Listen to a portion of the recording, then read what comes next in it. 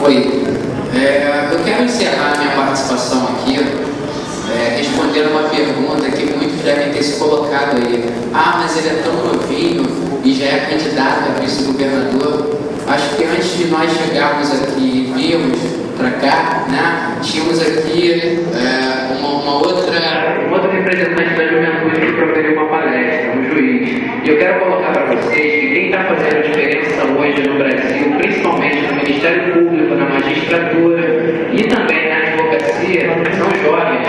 Os jovens têm compromisso com a transformação porque eles vão herdar um país que foi administrado por uma elite que não tem coração. Uma elite que só tem por objetivo os seus próprios interesses. Então, a gente aproveita, agradece imensamente o convite, mesmo que formulado aos 45 minutos do segundo tempo, por ter possibilidade da nossa presença aqui. E eu quero deixar para vocês que vocês têm opção. Se vocês querem renovar, se vocês querem um novo caminho para o Rio Grande do Norte, um caminho fundamentado na construção da dignidade humana, ou seja, tudo que o ser humano precisa para viver com dignidade, primeiro vida, depois alimentação, saúde, ponto esse foi muito debatido, trocas de farpas daqui, trocas de farpas de lá, mas o fato é que nós não temos uma dignidade humana assegurada para o ser humano, tá? Então, direito humano, pessoas, não é coisa de bandido. Direito humano é tudo que o ser humano precisa para viver com dignidade. E o pessoal apresenta essa alternativa.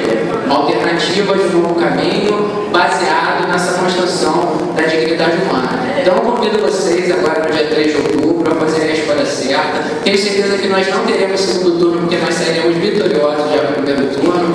Agradeço a presença do meu candidato a governador, Sandro Pimentel, da companheira Tárcia. Agradeço aí também as pessoas responsáveis pela organização desse debate. E, por fim, eu quero deixar registrado, né, a minha indignação da ausência do outro candidato. Acho que a presença dele hoje aqui abrilhantaria muito mais essa discussão, esse debate, e no final de contas quem sairia enriquecido com tudo isso seria a democracia. Então a gente se coloca à disposição, ficaremos aqui mais um tempo. Quem quiser conversar conosco, nós colocamos, o Sandro Pimentel está aqui, como eu falei, e eu falo para vocês, dia 3 de outubro é 50. Obrigada, candidato. Próximo candidato a fazer suas considerações finais será